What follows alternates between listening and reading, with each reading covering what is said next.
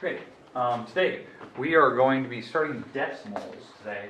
We're going to talk about the actual placement, like the place value, and we'll talk about how to write it in a word form. And so that's what we're going to be discussing today. It's pretty straightforward, pretty easy. Let me get started on a picture here. Pop this up for you as you're getting your notes out, ready to go.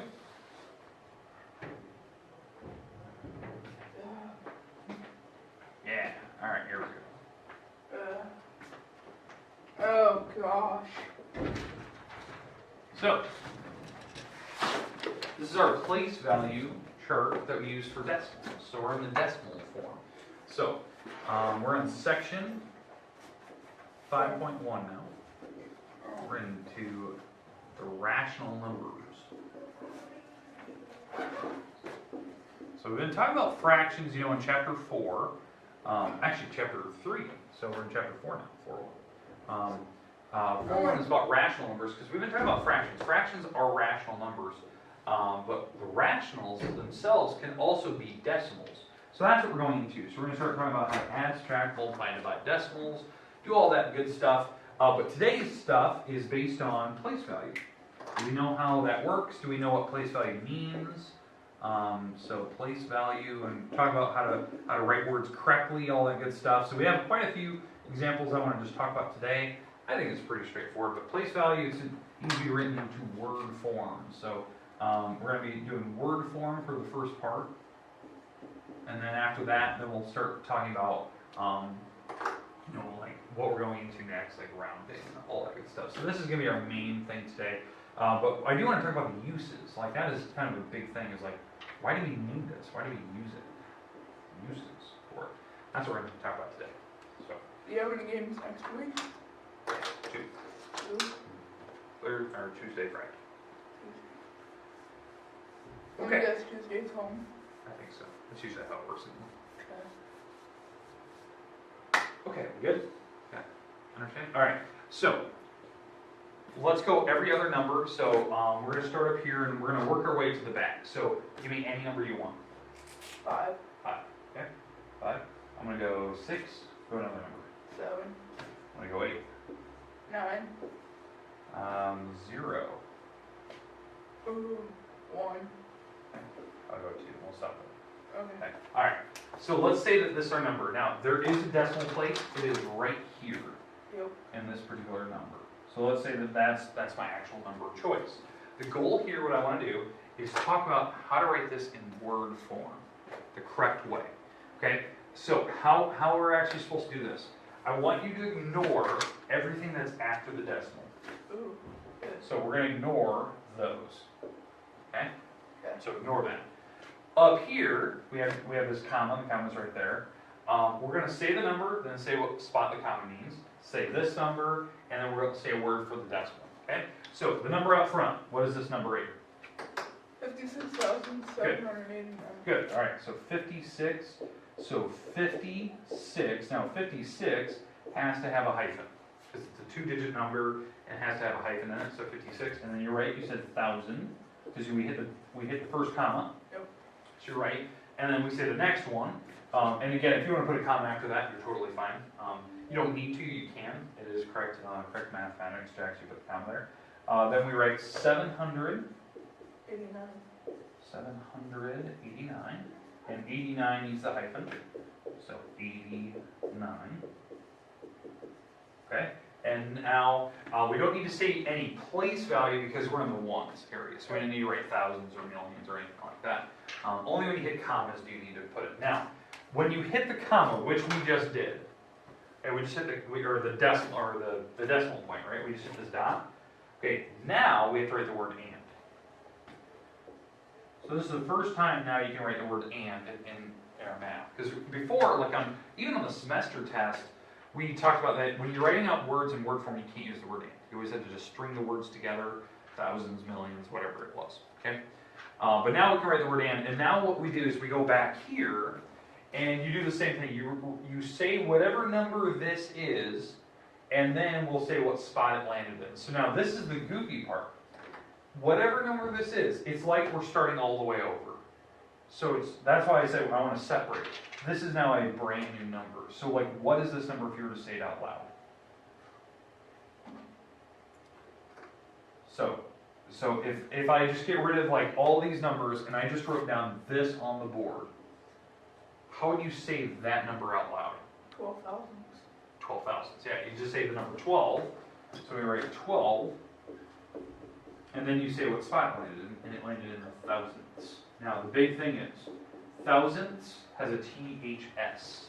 Anytime you're past the decimal, they have a THS on the back, so you can see it. Now notice, when you're going above the decimal, this way, has ones, tens, hundreds, ones, tens, hundreds, ones, tens, hundreds, and you have your values, right? Back here, they don't go ones, tens, thousands. It goes tenths, It's after millions. hundredths, thousandths, 10,000s, 100,000s, millions, 10 millions, 100 millions, billions, and we just keep going past that. The only difference is going from here to here. This is the part that always gets people. There's no comma that says ones. It's tenths. That's what we start with. Okay. Questions with that? Like how you write decimals. Good? Okay, do another one. Let's try another one out. I'm going to do a smaller number now because I want to focus on the back numbers. So let's go a different digit. Let's go with like a small, maybe a 2-digit number, 3-digit number in the beginning, and then we'll put some numbers after the decimal. Okay. All right. So let's go. Give me any 2 numbers you want. 21. 21. Okay. 21. We have the decimal point. Now I'm going to make the number back here. Let's go with 4, 6, 8, and 5. Just kind of go with numbers back there. Now notice, behind the decimal, I don't put commas. Look, I don't put commas behind the decimal. You just don't do that. So, okay, what we're going to do is we're going to write out the first number that's in front of the comma in words. Then we'll put the word and. So what's the number before the comma that you just said a little bit ago? Or before the decimal line? 21. 21. So that's how you exactly write it. You write 21. 21, it's 2-digit number, so it has a hyphen, and then we write the word and. Okay, does that make sense? Now, once we're there, then you stop, and we start all the way over. Because once you're past the decimal, now you're looking at that number, and you're seeing what number do they put past the decimal. So imagine that you didn't worry about any of this. You're just looking at that back number, and that back number was 4685. And let's imagine that there was a comma here. How would you write that? 4,685 10,000. Yeah, exactly. 4,000, 600, 685, 10,000. and you're absolutely right, the spot it ended in was 10,000. 10,000. So that's the only difference, is that when you do the parts after the decimal, you say whatever that number is. I don't even care if it's in the million, right? Like 400 million, blah, blah, blah, blah, blah. You have to say whatever the number is, like normal, like we just did, and then you just have to put what spot did it end in. Make sense? And you just count up, so, and you can just keep following that pattern, so. All right, I think it's pretty straightforward, pretty easy.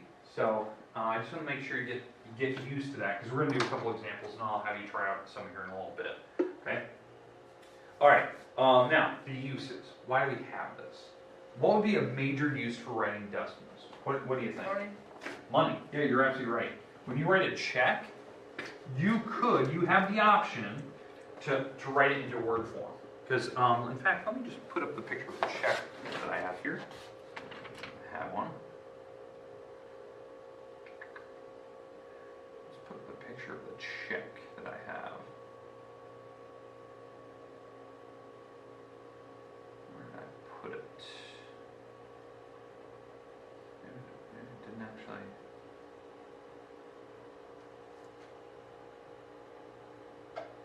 Ah, there it is. Boom.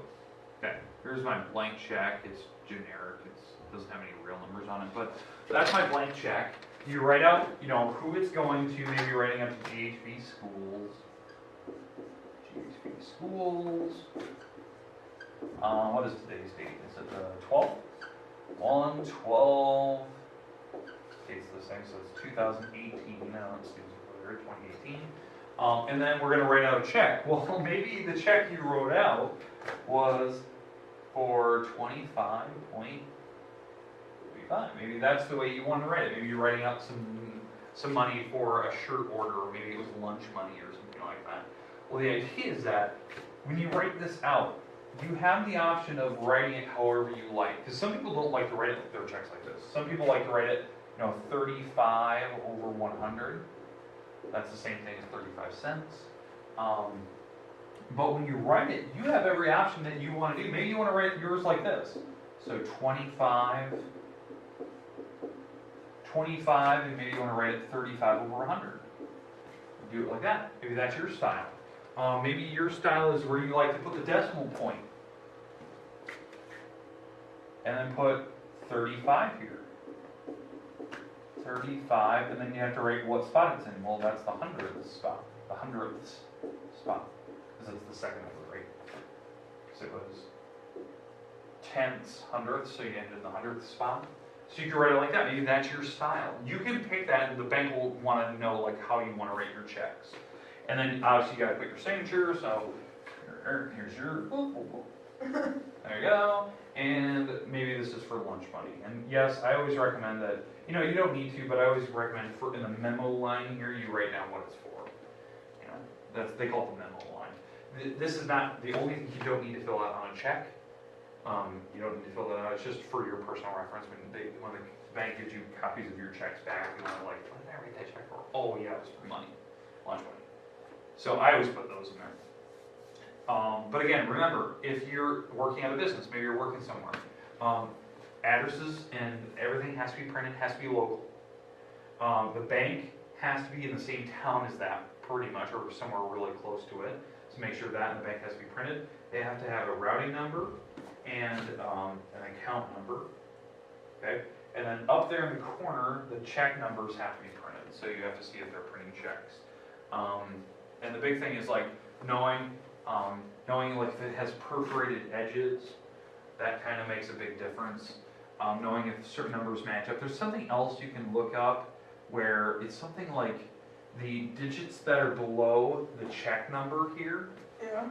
These digits, there's a fail safe where you can check those numbers compared to what they give you here, and it should match up. And so you can check like, oh, this is a real check, like the numbers match.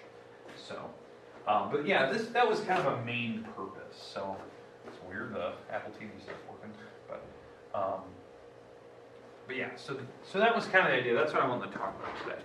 Okay. Hey. Empty classroom, Ward. Yeah. Most kids are gone. Oh. Hey, Ward. I'm back from my draft paper. Okay. Hey, did I do those proofs right? The ones that I just got this morning from that you turned in Wednesday, Yeah. I haven't looked at them yet. I gotta look at them today. I just got them. They were just in my mailbox this morning. Oh. All right. I thought you would have given them to you. Nah, I just got them this morning. For contracts. Yeah, we're talking about place value. Talking about checks and fraudulent checks and stuff. All right. But yeah, so place value. So here's what I like to do. I'm going to put a number on the board. On your paper, I like to try to write this out in word form. Okay? All right. Let's see what we can do here. Let's go.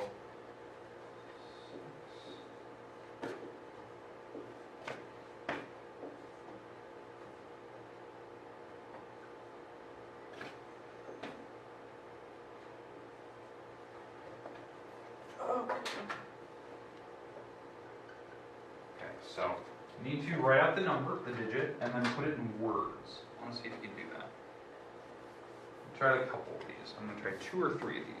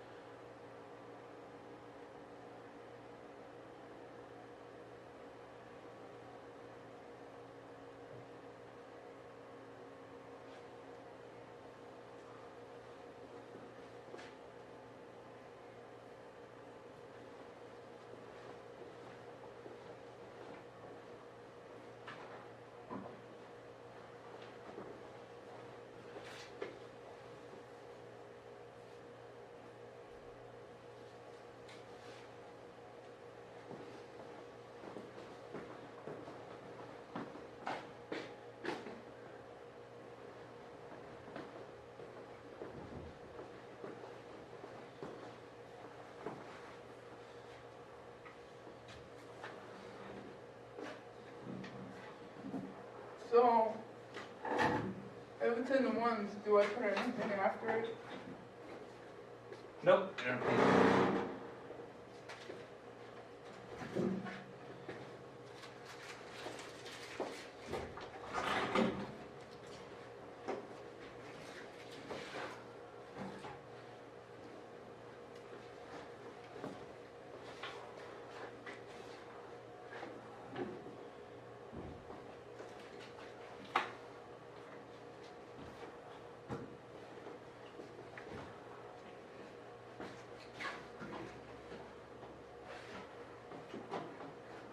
Done. Okay. Alright. Let's see what you got here. Okay, so say it out loud. What do you have written down? Okay. 6 million. Yep. Uh,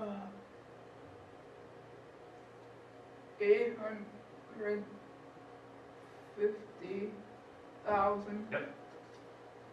5. Keep going. 6,000. So you forgot the word and. I And? knew I realized that after I Yep. was done. And 6,000. Yep, so that was good. So yeah, this is the part that always gets people. So this 6 million, you're right. 850,000, so it's kind of hit. 5 and 6,000. So very nice, very nice. And again, big thing, checking for spelling. I don't think we had any hyphens on that one. There was no two-digit number, so you didn't have to worry about any hyphens. Okay, so now, do we feel comfortable with that? There was a 2-digit 850. Yeah, but 850 wouldn't need the Uh, hyphen. If it was like 52, then you would. um, All right. Now, here comes the hard part. oh, You've done well up to this point. Now, let me get rid of this. I'm going to give you a number in words. I don't know what the number is. Ready? yeah. Okay, here we go. 2,000.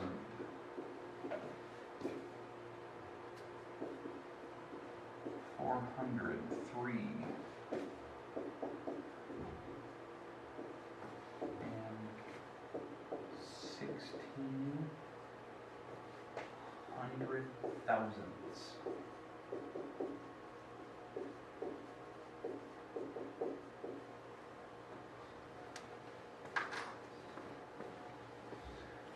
Okay, I want to know what it is into numbers, numerals. Ah, shoot. Done. Good. Yep.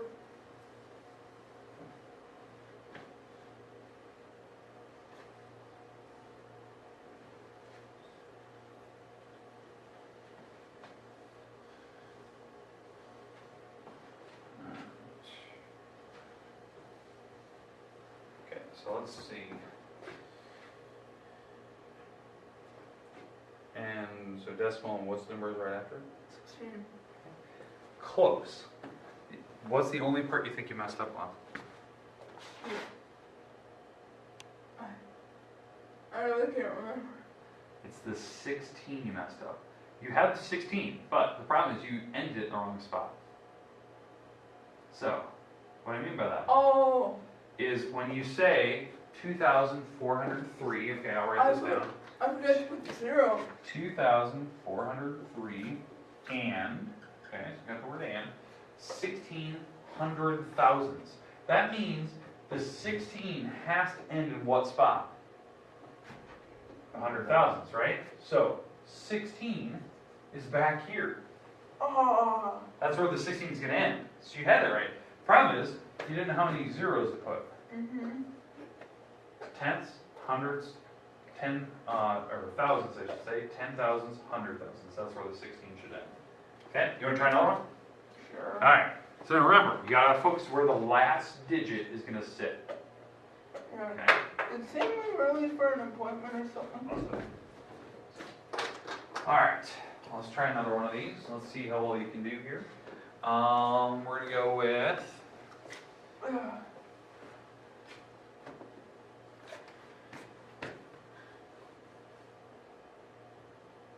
let's see,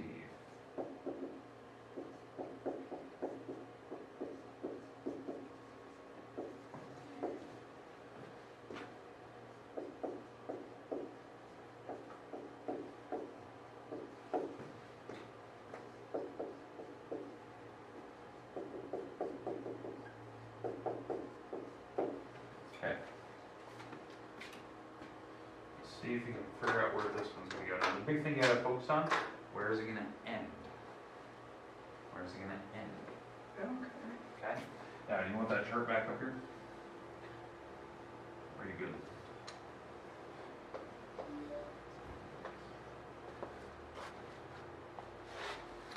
I think I got it. Okay, alright. So, double check. Let's see.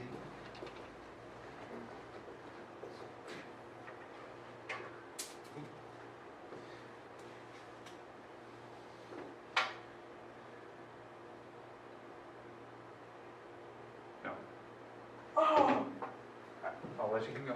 I already forgot. One more zero. There, now I got it.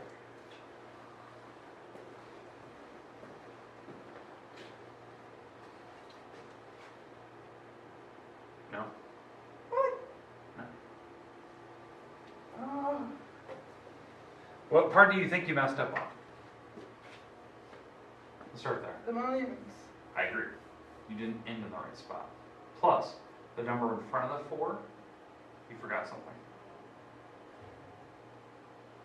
What does it say after the word and? Yeah, forgot that number. So, let's go back to the chart so you can see it. Okay, so that means 304, because you got the 57 right. I wasn't worried about the 57. Most people get the parts in front of the decimals correct. There's 9. So everyone gets the parts in front of before the and, right? 304. So 304 is written like this, right? Mm-hmm. 304. That 4 has to end in the million spot. That's way over here. That 4 had to end in the million spot. Oh, that's And what I that got. means you gotta have all the zeros back there. That's what I got. Yeah. You forgot the 3 for sure. So you're trying to get that 4 in the right spot, but you forgot you had 304. So, alright. Questions, comments about how to write it into numerical form? No. Okay. Now, the reason why these are rational, you can make any one of these numbers, any decimal, you can always make into a fraction. So keep that in mind. Any decimal can be written as a fraction. That's something we're going to focus on in the middle of this chapter. Okay. Questions, comments about anything we've talked about today? No. Okay, we're done for the day. Pretty easy.